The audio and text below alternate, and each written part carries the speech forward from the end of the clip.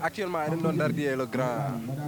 DJ Bathie on fort de Dagnam Goli quoi Agnam Goli kana ñamnaɓe de kana en Goli c'est la famille quoi c'est la famille donc weltare an kala jiimami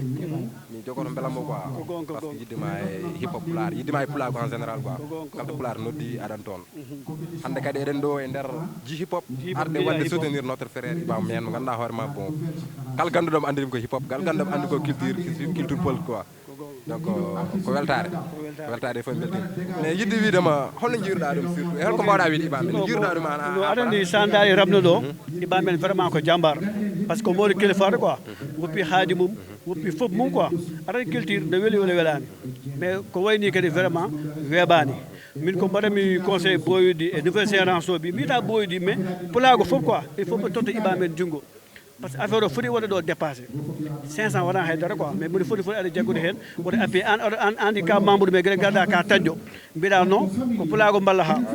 il faut que pulago mballa heen quoi mais boyli il faut kadi ɓe tinno yimɓe kadi sene mballe kadi il faut ɓe tinno mi wiɗa rappelaro ko ummi mais affaire o foti waɗde ampleur affaire o ummo yaha ha dow par ce que sa daari fou malal joni noddi kam téléphone par ce que min ko ɗo gonmi komi membre e centre jiboɓe ko minen darde ɗum mala wi vraiment ko yi pulago he ko yi Iba men waɗi ko vraiment koko o tottimo junngo weltima hen comme vraiment weltima hen ko ñagotoɓe halpulaar en ko ñagotoɓe guilay Fouta guilay Mauritanie il faut komin gotum quoi il faut komin gotum somin jaggodire affaire o vraiment yarata yesso no jiiruɗa premier jour holno no yaari non no jarni moom vraiment moom artiste surtout wat artiste mais ko mbaɗami ɓoyde kadi yoɓe gar law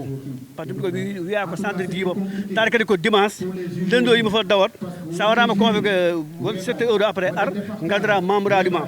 par ce que ɗo won heeɓe kadi jetta temps no jooɗo no paɗa mais ko wayni vraiment mo fotani woride ɗo hay so wona pour concours Iba men o goto haalde ko ni fudde yarude quoi par ce que rap pora wiya ko yeeso fayi il faut ene fof jaggen hen affaire o vraiment yaara yeeso wa comme no wirni rek hande en potani joɗaɗo e Dakar 1 mois taw ala ko dilli quoi non wona lawa par ce que sanda walla kala semaine sax won poɗɗo dillinde quoi ara mbaɗen imposé kollen rappulaar non ɗo epi rappulaar ko dow ay min ko ñagotoɓe Iba men ko taade ko ɓiɗe koko woni caabello joni koko fiddu ɗum minen fof guila min gaari boyano est ce que a faami ko mbiyami ko mais il est temps rappelare o jene festival mo ganduɗa ko international wona international mo ganduɗa guilay Mauritanie guilay Burkina guilay Kabada kala ko pulago woni rek mo ganduɗa ɗo ko Sénégal darde ɗum ko événement spécial dillini monde entier to mbaɗani ko Iba men kadi so darimi ɗum ko wayni grand bammal ma waten appuyé ko wayni Abou Djouba en woɓɓe fof ma wadde appuyé affaire o il faut nenden koten haɓere goto hay montani affaire o so taw ummima toon ha joni pour min affaire o to heddi effectivement comme no wirni eɗen poti darade darde pour yidde walla pour wawde wadde promouvoir culture men ko dans tous les domaines